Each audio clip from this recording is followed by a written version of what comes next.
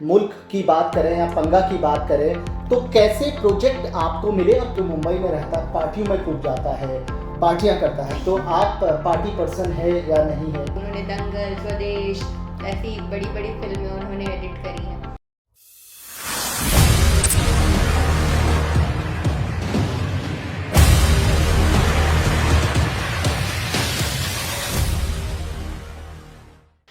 नमस्कार, बहुत बहुत स्वागत है आपका मुद्दा टीवी में। मैं हूं देवेंद्र प्रसाद। जैसा कि आप जानते हैं, ख़ास बात में हम आपको एक ख़ास मेहमान से मिलाते हैं और इस बार हमारे साथ जो मेहमान मौजूद हैं वो भी ख़ास है। पिछले 7 सालों से वो मुंबई में हैं और फिल्म एडिटिंग में अपना करियर बना रही हैं और बहुत से युवाओं के लिए वो एक रोल मॉडल भी हैं। आपने हिंदी फीचर फिल्म पंगा देखी होगी, आपने हिंदी फीचर फिल्म मुल्क देखी होगी और मॉडर्न लव जो कि युवाओं में काफ़ी फेमस है। उस टीम का, जिस टीम ने इन पिक्चरों को एडिट किया, उस टीम का एक अहम हिस्सा वो रह चुकी हैं। जी हाँ, मैं बात कर रहा हूँ रश्मिता मिश्रा की, जो आज हमारे साथ हमारे स्टूडियो में है। रश्मिता जी, बहुत बहुत स्वागत है आपका मुद्दा टीवी में। Thank you. रश्मिता जी, सबसे पहला सवाल तो मैं यही पूछूंगा, ऐसे समय में जब लोग अलग अलग प्रोफेशन को चुनते हैं और मीडिया की बात करें तो मीडिया में या तो एक्टर बनने लोग जाते हैं या एक्ट्रेस बनने जाते हैं या किसी और तरीके का प्रोफेशन चुनते हैं, लेकिन आपने चुना फिल्म एडिटिंग। तो कैसे इंटरेस्ट जागा, कब आया कि यार मुझे फिल्म एडिटिंग में जाना है? तो बचपन से तो ऐसा कुछ नहीं था कि फिल्म एडिटिंग में ही जाना है। तो when I was in my bachelors, somewhere around the second year के आसपास मैं इंट्रोड्यूस हुई कि एडिटिंग की भी कुछ होती है। जी पहली बार देखा, सॉफ्टवेयर देखा, अच्छा लगा, जी एज लाइक ठीक है, इसमें कुछ कर सकते हैं। It was more of my type, like I am an introvert. Editing भी वैसे ही, आप अपना एक रूम में बैठ जाओ हंड्रेड फुटेजेस के साथ and then you start making a film. I like to tell stories, editing is all about telling stories. So it was somewhere I can see कि रिदम के साथ, आई लव म्यूजिक। एडिटिंग में उसका बहुत काम होता है, एक रिदमिक वे में कैसे हम अपनी कहानी लोगों को बता रहे हैं, अच्छी कहानियाँ, इंटरेस्टिंग कहानियाँ। तो वो मेरे लिए काफ़ी अच्छी डिस्कवरी थी। मतलब कि जब आप बैचलर कर रही थी तो सेकंड ईयर में आपका रुझान हुआ कि मुझे एडिटिंग में जाना है। रश्मिता, आप पिछले लगभग 7 सालों से मुंबई में हैं, तो मुंबई जाना कैसे हुआ और पहला प्रोजेक्ट जब आपको मिला? क्योंकि मैं अपने दर्शकों को बता रहा था कि आपने मुल्क बहुत अच्छी फिल्म रही है। मुल्क की बात करें या पंगा की बात करें, तो कैसे प्रोजेक्ट आपको मिले और पहला प्रोजेक्ट मुंबई में कब मिला आपको? तो मुंबई में 2016 में शिफ्ट हुई जी वहाँ पे। सो इनिशियल ईयर्स तो ठीक ही थे। मैं इंस्टीट्यूट था, वहाँ पे मैंने एडिटिंग का कोर्स किया। तो कुछ जो मेरे सीनियर्स थे वो बहुत हेल्पफुल रहे हैं। सबसे पहले मैंने टीवी में काम किया, तो वहाँ पे शमन सर थे। तो शमन जोशी शमन शर्मा करके एडिटर थे, बहुत अच्छे एडिटर हैं वो, नॉन फिक्शन के। तो उनको असिस्ट किया कुछ टाइम पे और फिर मेरा रुझान तो हमेशा से फिल्मों में ही था। तो अल्टीमेटली तो ये था कि फिल्म्स में करना है। सो एक बार हमारे इंस्टीट्यूट में बल्लू सलूजा सर आए। तो और वो काफ़ी बड़े एडिटर, काफ़ी बड़ा नाम है इंडस्ट्री में। वो उन्होंने दंगल, स्वदेश ऐसी बड़ी बड़ी फिल्में उन्होंने एडिट करी हैं। तो मैं बस उनके पीछे सड़क पे भागी। ये मुंबई की बात है? जी, ये मुंबई की बात है, 2016 की। मैं बस उनके पीछे सड़क पे भागी और मैंने उनको रोका और बोला, सर आप क्या रखते हैं असिस्टेंट्स? तो उन्होंने कहा हाँ। मैंने कहा सर मुझे रख लो। इट आई वॉज ब्लंट, तो मुझे भी रख लो प्लीज़, मुझे करनी है एडिटिंग। ही वाज लाइक कि ओके, उनके कौन सा छोटा सा इंसान is running behind me and telling me रख लो। उन्होंने मुझे अपना नंबर दिया। फिर 1 साल मैंने टीवी में काम किया, क्योंकि उनके पास जाने से पहले मैं कुछ एक्सपीरियंस ले लेना चाहती थी। 1 साल बाद में उन्होंने कॉल किया, तब मुल्क वो कर रहे थे। तो उन्होंने मुझे बुलाया कि okay can get on board for मुल्क। तो अब तब मेरी जर्नी वहाँ से शुरू हुई। पहली पिक्चर मुल्क थी, उसी दौरान पलटन भी वहाँ पे एडिट हो रही थी, तो उन्होंने मुझे उसका भी मौका दिया पार्ट बनने का। तो बल्लू सर का मेरी जर्नी में काफ़ी बड़ा रोल रहा है। अभी रिसेंटली मैं एक और एडिटर से मिली, अक्षरा प्रभाकर उनका नाम है, उनका भी बहुत बड़ा रोल रहा है। बहुत उम्दा एडिटर हैं वो, मतलब उनसे जितना मैं सीखना चाहूँ उनका बड़ा भरा रहेगा, मेरा नहीं भरेगा, इतना मैं उनसे सीख सकती हूँ। तो वह काफ़ी अच्छी जगह, काफ़ी अच्छी। रश्मिता, ये बताइए कि जैसे बहुत से बच्चे हैं जिनको ये पता नहीं है कि फिल्म एडिटर या एडिटिंग क्या है, क्योंकि बहुत से लोग ये सोचते हैं यार एडिटिंग का मतलब केवल ये है कि पिक्चरों की एडिटिंग जो होती होगी उसके लिए कुछ अलग ही कोर्स होता होगा, या उसके लिए कुछ खास आपके अंदर कैपेबिलिटी होनी चाहिए कि या कुछ खास डिग्रियां होनी चाहिए। तो सवाल ये है कि अगर कोई युवा फिल्म एडिटिंग में आना चाहता है तो शुरुआत कैसे कर सकता है, वो कहाँ इसके कोर्सेज होते हैं, या कैसे उसमें क्या चीज़ उसमें होनी चाहिए? तो खास कोर्सेज या खास डिग्री तो ज़रूरी नहीं है ऑनेस्टली। कोर्स आप अपने लिए सीख सकते हैं क्योंकि आपको अपनी लर्निंग चाहिए, पर ये ज़रूरी नहीं कि अगर आपको जॉब चाहिए तो आपके पास सर्टिफिकेट होना चाहिए। कैपेबिलिटी एबिलिटी किसी चीज़ की ज़रूर, ये आप एक एडिटर बनने के लिए एडिटर बनने की एबिलिटी ऑफ कोर्स होनी चाहिए, डिग्री का कोई महत्व नहीं है। आपको सबसे पहली बात तो आपको स्टोरी टेलिंग की समझ होनी चाहिए। मैं ये नहीं कह रही हूँ मुझे बहुत है, मैं अभी भी सीख ही रही हूँ, बट एक कैसे हम स्टोरी को इंटरेस्टिंग बना सकते हैं, या जो डायरेक्टर का विजन है पर्दे पे उसको कितना हूबहू हम उतार सकते हैं, ऑडियंस को रुलाना हंसाना, वो बहुत ही एक स्ट्रॉन्ग चीज़ है जो एडिटर के हाथ में है।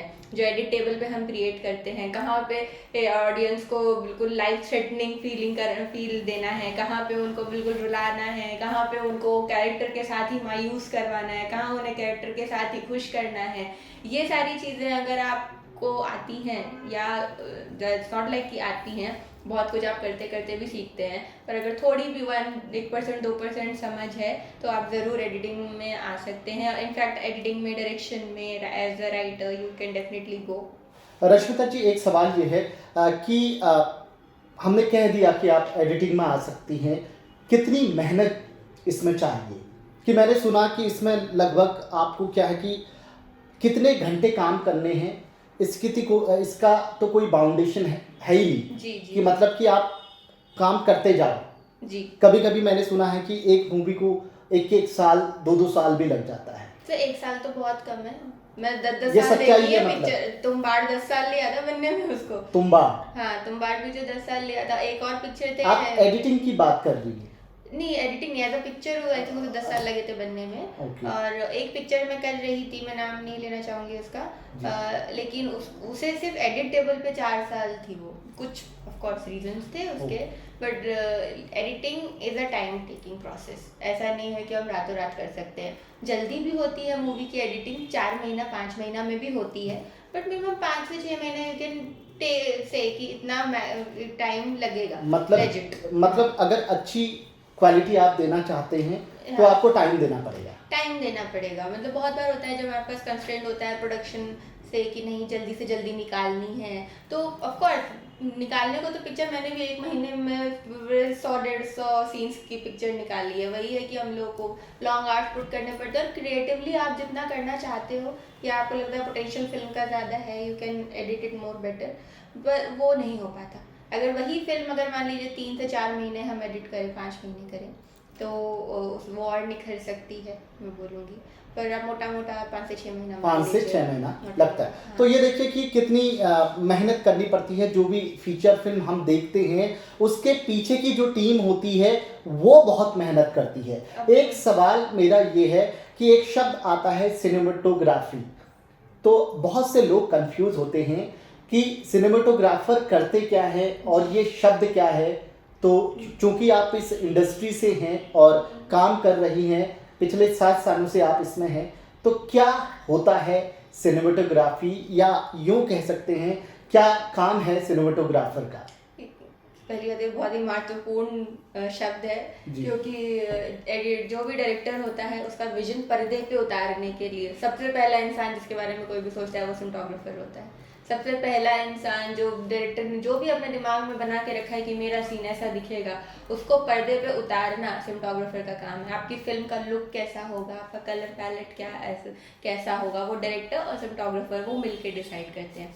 डायरेक्टर हर जगह कॉमन रहता है, वो तो हर चीज़ में डायरेक्टर का से होगा, पर सिनेमेटोग्राफर का काम ये है कि हमें कि पोटेंशियल जो भी लोकेशन का पोटेंशियल वो देख सकते हैं कि क्या मैं कितना खूबसूरत दिखा सकता हूँ, क्या मेरे जो भी कैरेक्टर हम शूट कर रहे हैं उसके इमोशंस के साथ क्या जा रहा है। सबसे ज़्यादा जान डालना एक फ्रेम में जान डालना वो सिनेमेटोग्राफर का काम है। सो दैट ऐसा ना हो कि पता चला आपका एक्टर तो उसने बहुत अच्छा परफॉर्म किया पर आपका डीओपी उतना सही नहीं था कि वो कैप्चर नहीं कर पाया। तो ये सारी चीज़ें नहीं हो सकती है जब हम एक फिल्म की शूट कर रहे हैं। तो बहुत ही टफ काम होता है उनका भी, काफ़ी टफ अहम रोल होता है, बहुत अहम रोल होता है। मतलब डीओपी एक बार एक्टर 2-3 टेक ले सकते हैं, लेकिन डीओपी नहीं ले सकता, उनका हर टेक फाइनल होना चाहिए। डीओपी इसको डायरेक्टर ऑफ फोटोग्राफी जो भी होंगे वो नहीं ले सकते। रश्मिता जी, आपने बहुत कम समय में काफ़ी अच्छे ब्रांड के साथ ये कह सकते हैं कि आपको जुड़ने का सौभाग्य मिला, क्योंकि इतनी एज अभी आपकी है नहीं, अभी आपको बहुत आगे जाना है। तो किन किन लोगों के साथ आपने काम किया है जिससे आपको सीखने को बहुत कुछ मिला? सर सबसे पहले तो जैसे मैंने शमन सर का नाम लिया, शमन सर टीवी से, उन्होंने काफ़ी अच्छे इंसान है वो, बहुत हम्बल, उनसे सीखने मिला इनिशियल डेज में। फिल्म का बहुत कुछ मेरी जर्नी का मेजर पार्ट बल्लू सलूजा सर रहे, बल्लू सलूजा जी, हाँ बहुत कुछ उनसे सीखने मिला, क्योंकि उन्होंने मुझे बहुत अच्छी अच्छी फिल्मों में मौका दिया काम करने ने कहा आपने बताई ही जो फिल्म अभी हमारे दर्शकों को जी। तो और उसके बाद मेरा मैं शान मोहम्मद सर जिन्होंने जाने तो जाने ना करी है, जाने तो जाने ना, हाँ वेकअप सेट उन्होंने करी वेकअप है, हाँ तो उनके साथ मुझे मॉडर्न लव में काम करने का मौका मिला, क्योंकि मॉडर्न लव काफ़ी हाइप्ड प्रोजेक्ट रहा है, क्योंकि उसका ऑलरेडी एक वर्जन एग्जिस्ट करता है हॉलीवुड का, तो इंडियन वर्जन हम बना रहे थे। उनसे काफ़ी कुछ सीखने को मिला कि कैसे आप इमोशंस पोर्ट्रे करते हैं, क्योंकि एडिटिंग इज़ ऑल अबाउट आप इमोशंस कैसे पोर्ट्रे कर रहे हैं, वो हर किसी प्रकार का इमोशन हो सकता है ऑफ कोर्स। तो अक्षरा प्रभाकर जी उनसे बहुत मुझे सीखने मिला। तो ये लोग रहे हैं मेरी जर्नी का पार्ट। अभी भी जो मेरी फ्रेंच एडिटर हैं, सीनियर एडिटर अमृता डेविड, तो वो भी बहुत उनको भी काफ़ी अवार्ड्स वगैरह मिले हैं एडिटिंग के लिए, तो it's a very good journey. जी।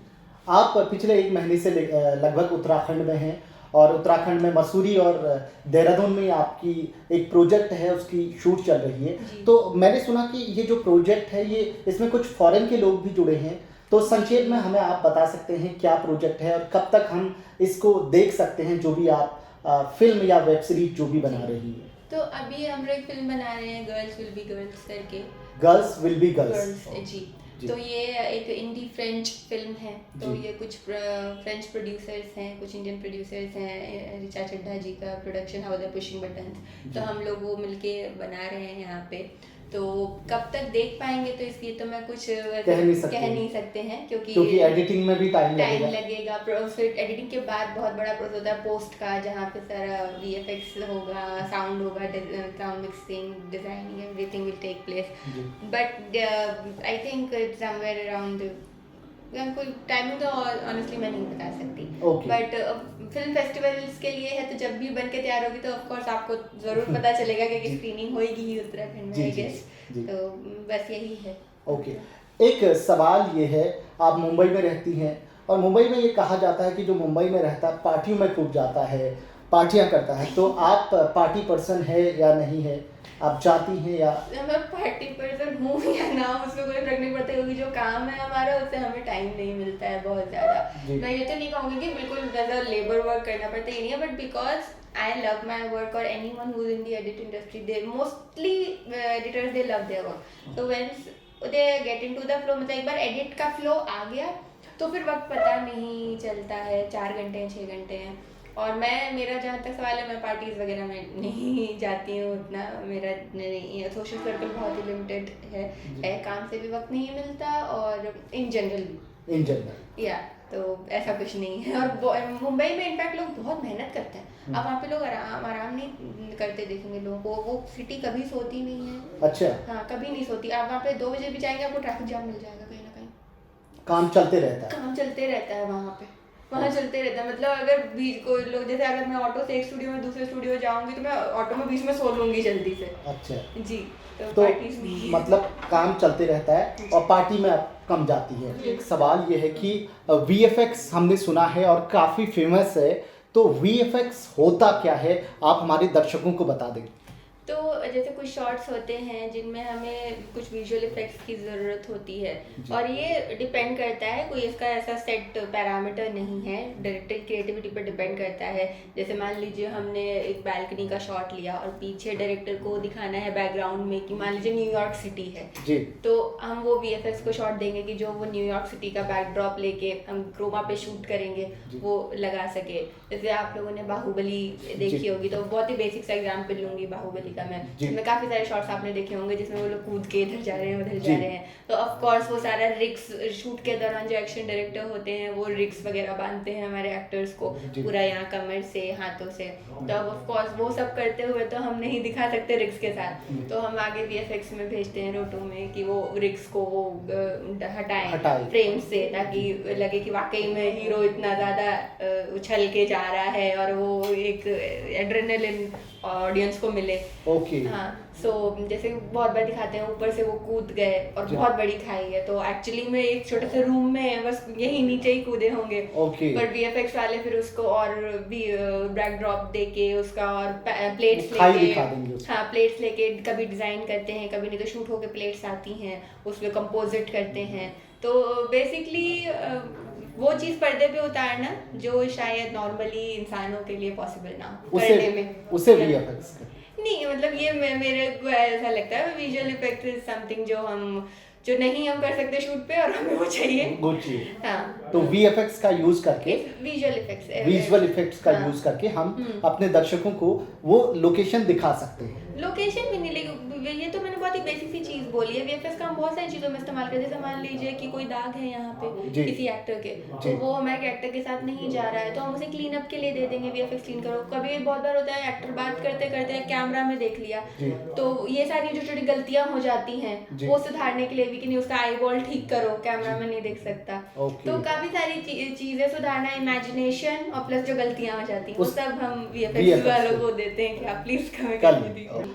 एक सवाल ये है, आपको क्या लगता है कि हमारे जो युवा हैं उनसे आप क्या कहना चाहती हैं, क्योंकि खुद आप युवा है और आजकल का जो युवा है बहुत जल्द डिमोटिवेट हो जाता है, बहुत जल्द बहुत से केसेस ऐसे आते हैं कि बहुत से युवा जो हैं घबरा जाते हैं, मेहनत करने से डरते हैं। तो मैं चाह रहा हूँ कि हमारे दर्शकों को संक्षेप में आप युवाओं से क्या कहना चाहते हैं। जो युवा मेहनत करने से डरते हैं उनको तो मैं जेन्युइनली कुछ नहीं कह सकती, क्योंकि सब कुछ मेहनत करने के आगे ही आपको मिलेगा। और जो मेहनत कर रहे हैं और वो डर जाते हैं, तो मैं ये बोल सकती हूँ कि कोई डरने की कोई ज़रूरत नहीं होती है कभी भी, क्योंकि लाइफ आपकी बहुत छोटी है और आप जिन लोगों से डर रहे हैं वो कहीं ना कहीं शायद आपका अच्छा ही चाहते हैं, और अगर नहीं भी चाहते हैं तो आपको तो अपने सपने अचीव करने ही हैं। आप चाहे आप डर लें और फिर 2-3 साल बाद अपने अंदर हिम्मत जुटाएं कि नहीं अब मुझे अचीव करना है, चाहे तो वो वक्त बचा लें और अब जो भी आपकी मुश्किलें हैं you soldier through them, because ultimately everything is going to fade out. सारी जो भी आपकी प्रॉब्लम्स हैं कुछ टाइम बाद आपको वो छोटी ही लगेंगी, तो डरना तो मुझे नहीं लगता किसी चीज़ का सोल्यूशन है। रश्मिता जी, आप हमारे शो में आए उसके लिए बहुत बहुत धन्यवाद। Thank you. ये थी रश्मिता मिश्रा जी, जो मुंबई में हैं और पिछले 7 सालों से फिल्म एडिटिंग में अपना करियर बना रही हैं। हमारी शुभकामनाएं हैं और आने वाले समय में हम बॉलीवुड की और बड़ी पिक्चरों में रश्मिता जी का काम देखेंगे और ये दुआएं देते हैं कि आप यूं ही आगे बढ़ते रहो और बहुत से युवाओं के लिए आप एक रोल मॉडल बनते रहो। अगली बार एक नई पर्सनालिटी के साथ मैं हाजिर रहूँगा। देखते रहिए मुद्दा टीवी। नमस्कार।